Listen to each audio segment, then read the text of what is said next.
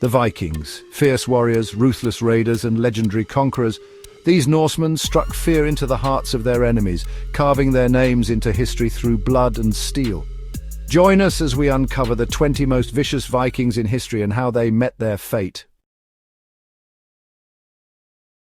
Ragnar Lothbrok, a name that echoes through the ages. A king, a warrior, a legend. His raids terrorized England, his ambition knew no bounds. But ambition can be a double-edged axe, can't it? Legend has it that Ragnar met his end at the hands of King Aella of Northumbria. Captured, broken, he was thrown into a pit of venomous snakes. Imagine that. A warrior like Ragnar taken down not by the sword but by treachery and venom. Did he make it to Valhalla, or did those snakes drag him down to Helheim? Ivar the Boneless, a warrior with a mind as sharp as his axe, despite what his name suggests. A strategist, a commander, a son seeking vengeance for his father. From the siege of York to the great heathen army, Ivar's name struck terror into the Saxons. Some whisper of illness, a degenerative disease that slowly took him. Which is it? A warrior's death or a slow, agonizing end? Ivar's fate remains a riddle, debated even after all these centuries. Eric the Red. Banished from Iceland, he set his sights west towards the unknown, a land of ice and legend Greenland. He tamed that wild land, established settlements, a testament to his resilience. He died in Greenland, not in the heat of battle, but consumed by disease. Did he ever regret his exile, or did he find peace in that harsh land? Harald Hardrada, the last Viking king. Harald Hardrada, hard ruler, they called him, and hard he was. A warrior who fought from the frozen north to the scorching south, a Viking who served as a Byzantine Varangian guard. He returned to Norway, claimed his throne, and set his sights on England. But at the Battle of Stamford Bridge, fate dealt him a cruel hand. Harold's dream of England died with him, marking the end of the Viking Age. Bjorn Ironside, a life forged in battle. Bjorn Ironside, son of Ragnar Lothbrok, a chip off the old block, he raided across Europe, a fearsome warrior with a hunger for adventure. Some say he even reached the Mediterranean, leaving a trail of plundered gold and shattered shields in his wake. Did he die peacefully in his bed, his beard white with age? Or did he fall in battle, sword in hand, the way a true Viking should? Sigurd Snake in the Eye, marked by fate. Sigurd Snake in the Eye. They say he had a marking, a serpent encircling his eye, a sign of his destiny.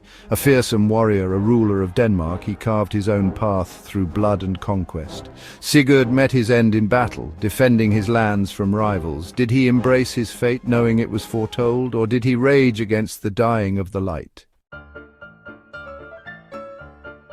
Hastin, the terror of the Frankish coast. Hastin, a name whispered with fear and respect. He sailed the rivers, a shadow in the night, raiding the Frankish kingdoms, leaving a trail of fire and fear in his wake. Hastin, it's believed, died not in a blaze of glory, but of old age. Can you picture it, the raider, the terror of the seas, living out his days, perhaps reminiscing about past glories? Sweyn Forkbeard, King of England, taken by shadows. Sweyn Forkbeard. A king of Denmark, a conqueror who turned his ambition toward England. He succeeded, becoming the first Viking king of England. But his reign was short-lived. Sweyn died suddenly, shrouded in mystery. Did he die a conqueror or a victim of courtly intrigue? His sudden demise only adds to his legend. Olaf Tryggvason, lost to the depths. Olaf Tryggvason, a king of Norway, a fierce warrior who converted to Christianity and sought to bring his people with him. But his enemies were many, and at the Battle of Svolder he faced a coalition of his rivals. They say he jumped into the sea, weighed down by his armor, disappearing beneath the waves, never to be seen again. A warrior's death or a watery grave? The sea kept its secrets, and Olaf's fate remains a mystery. Canute the Great, an empire built on blood and faith. Canute the Great, a Viking king who ruled not just Denmark, but England and Norway as well. A king who united the North Sea under his banner. He was a ruthless conqueror, a shrewd ruler, and surprisingly, a devout Christian. He died in England, not in battle, but from illness. He was buried in Winchester, a Viking king laid to rest in conquered soil. Power, it seems, is as fleeting as life itself. Halfdan Ragnarsson, vengeance and a warrior's end. Halfdan Ragnarsson, another son of Ragnar Lothbrok, driven by vengeance for his father's death. He invaded Northumbria, wreaking havoc and spilling blood in his quest for revenge. Halfdan's life was cut short in battle, possibly at the hands of rival Vikings. Did he find peace in Valhalla, reunited with his father?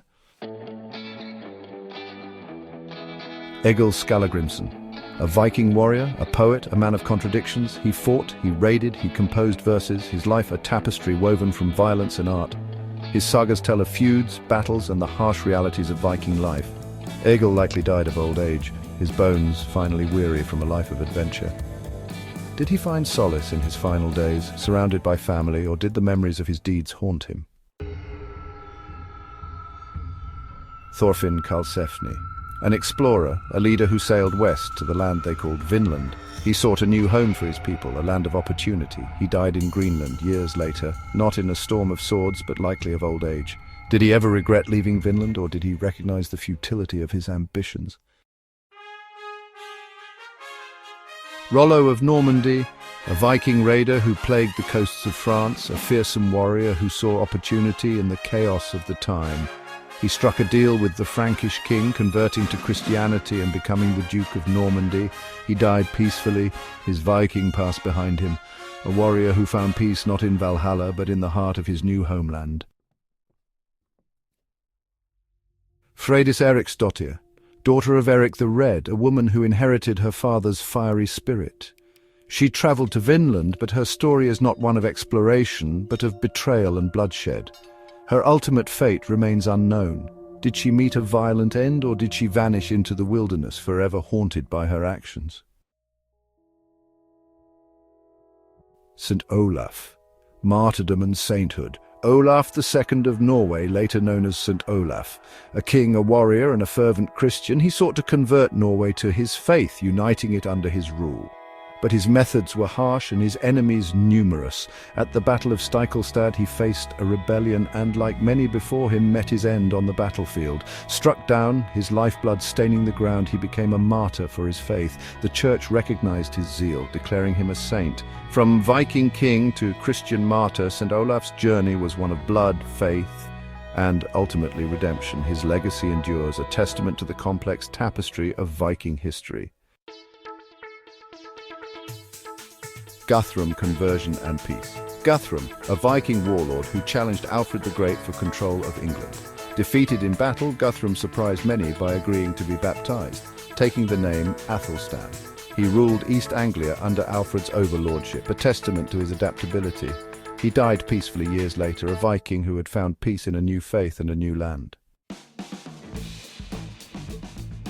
Aud the Deep-Minded, a woman of extraordinary strength and resilience. She fled her home in Scotland after her husband's death, sailing with her followers to Iceland. She claimed land in Iceland, establishing a settlement and securing her family's future. She died there years later, leaving behind a legacy of strength and determination. Gorm the Old, a king of Denmark, a figure shrouded in legend and speculation. He is said to have unified Denmark, laying the groundwork for his son's even greater conquests. He resisted the encroaching tide of Christianity, clinging to the old gods. Legend has it that he died of grief after the death of his son, his heart broken by the loss. Eric Bloodaxe. His name speaks for itself, doesn't it? A ruler of Norway, a king who lived up to his name. His reign was a whirlwind of violence, his thirst for power matched only by his brutality. He fought his own brothers, a tale as old as time, ambition and betrayal within a family. He was ambushed and killed, his body riddled with wounds. A fitting end for a king known as Bloodaxe. The Viking Age was filled with legendary warriors who lived and died by the sword. Some perished in battle, others met mysterious ends, but their names still echo through history. Their stories, filled with bravery, brutality, and a touch of madness, continue to fascinate us. Which Viking's fate shocked you the most? Let us know in the comments, and don't forget to like and subscribe for more historical deep dives.